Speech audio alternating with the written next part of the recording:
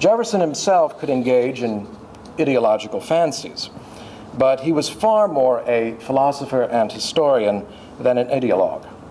He was too much of the historian to be carried away too far by ideology. All theory must yield to experience, he once said. And experience here meant historical experience as well as personal.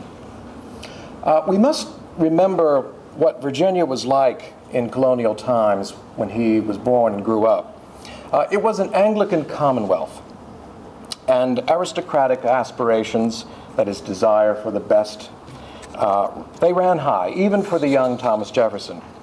Because while Jefferson would go on to rhapsodize the common man and the rights and dignities he saw as inherently his, Jefferson's intellectual and aesthetic passions were distinctly not of the common sort. Look at his house. It's on the back of the nickel, or at least of the old nickels, if you have one with you. His aspirations aimed higher, and if I may say so, more exclusively. A classical education of that day was not the stuff of simple veneer or ornament. It was of the essence. One story out of colonial Virginia has it that a young man had hoped to gain the hand of a prominent girl in marriage. But her mother objected, saying in a letter that until he understands Latin, he will never be able to win a young lady of family and fortune to be his wife.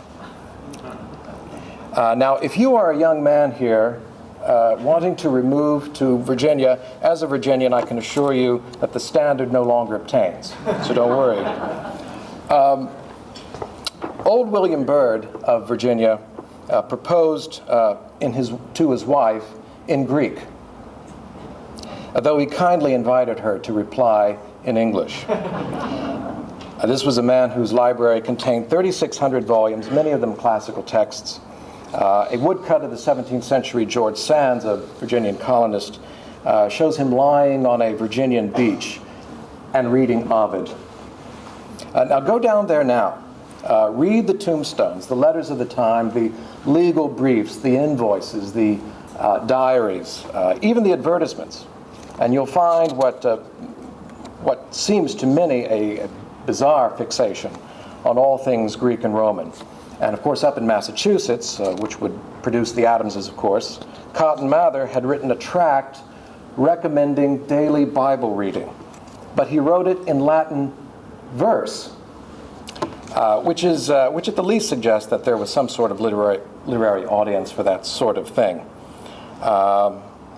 That's the way educated people conducted themselves at that time. That's the world out of which Thomas Jefferson came. You would almost think that the colonial world was more classical than it was Christian. It was perhaps more than a silly bit of provincial patriotism that once had Jefferson boasting that compared to the ignorant farmers of the old world, the farmers of the new world can read Homer. Now, whether they could or not, and I used to be skeptical, but now I see there's ample reason for believing that they could, many of them, that we can say was the ideal. One more thing to say about humanism. It was pragmatic. It did not set itself to promoting what we would call useless knowledge. No heads up in the clouds here. This kind of knowledge, the knowledge arising from the humanistic pursuit, was most and supremely useful. And not merely useful to the experts, that's our word, of which there were none extant in that more civilized time. There were simply men and women of authority and learning. But it was useful to the general citizenry. The true signs of humanistic success would be that the knowledge worked and strained for did more than simply furnish the mind. It changed the very personality of the learner.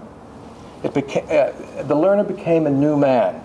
For Jefferson, as it was for his better educated fellow countrymen, a knowledge of classical antiquity, that is, knowledge of the classical languages, history, literature, architecture, archaeology, and so forth, this was simply a preparation for intelligent living.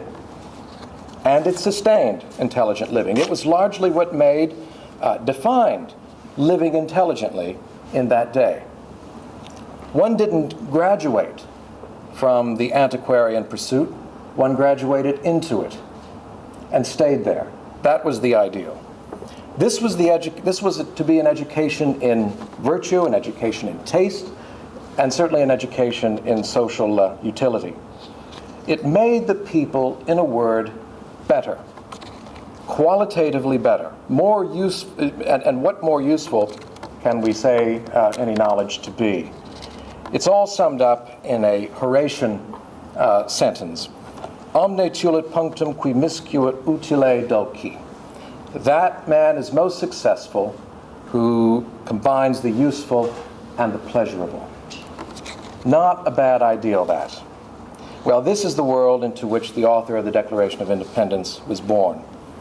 We don't have time now to delve into Jefferson's formal young schooling, but we can say that it follows an American pattern, which is to say that his father, Peter, who had made himself a successful man of affairs, had not had a classical education, but he made certain that his son would have one.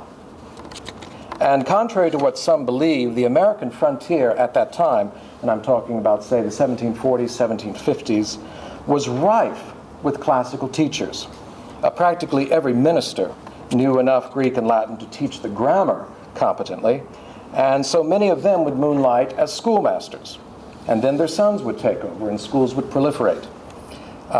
Young Thomas was enrolled in just such a school, and he began learning the classical languages, we think, well before the age of 10. After attending another small school under the tutelage of what he later called a correct classical scholar, he went off to William and Mary for 3 years to study under yet even more remarkable men. There he apprenticed himself to learn the law. Back then there were no law schools. You learned law the way you would learn to make boots, by working with someone who knew how to do it. And then he was on his way to becoming the man he became.